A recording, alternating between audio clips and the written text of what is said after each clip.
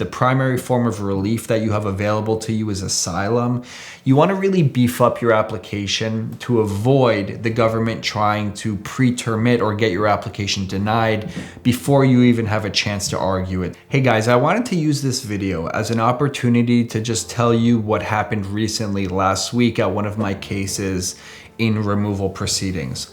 So this was a client from Guatemala who was applying for asylum, and her final asylum hearing was scheduled for last week.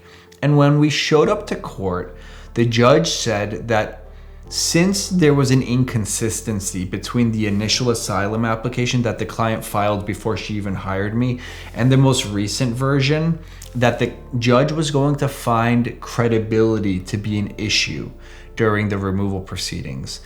And the judge basically said that she was likely to deny asylum. Simultaneously, the Department of Homeland Security attorney, the prosecutor, was asking the judge to pre-termit the asylum application. And what that means is they're asking the judge to deny the asylum before the client even explains why they're afraid of going back to their home country. And under recent policies, judges are being pressured to pre-termit asylum applications. In fact, one of my colleagues recently told me that we should try to advance a lot of our asylum hearings that are in immigration court because the Department of Homeland Security attorneys are submitting requests, also known as motions, to the immigration judges to pre-termit the applications. They're finding things that they find to be legally or factually deficient about the asylum applications and are using that to ask the judge to deny asylum before the client has even had a chance to explain why they're afraid of going back to their home countries. So anyway, what happened was the Department of Homeland Security attorney asked the judge to pre-termit the asylum application, basically deny asylum before we even continue with the hearing. The judge said that she was inclined to agree with the government's position and was inclined to pre-termit the application and pressured my client to apply for voluntary departure. The benefit of voluntary departure is that if you're granted voluntary departure, you don't get a removal order. There's no deportation order as long as you leave the US within the 120 days that the judge allows. So ultimately, after a bunch of back and forth, my client indicated that she wants to apply for voluntary departure. She understood that even if she continued with the asylum hearing, there was like a really high probability, in this case probably like a 99% chance, that the judge was going to deny asylum and order removal from the United States. By the way, interesting thing is the judge actually mentioned that if she orders removal, there was a decent chance that the client was going to get detained that day, which in my experience is a bit unusual for the judge to literally say that. The judge is supposed to be a part of a different agency, but you know, when you have an environment where the court is not independent, and for example, the boss of the immigration judge is the boss of the prosecutor. They're both parts of the same agency.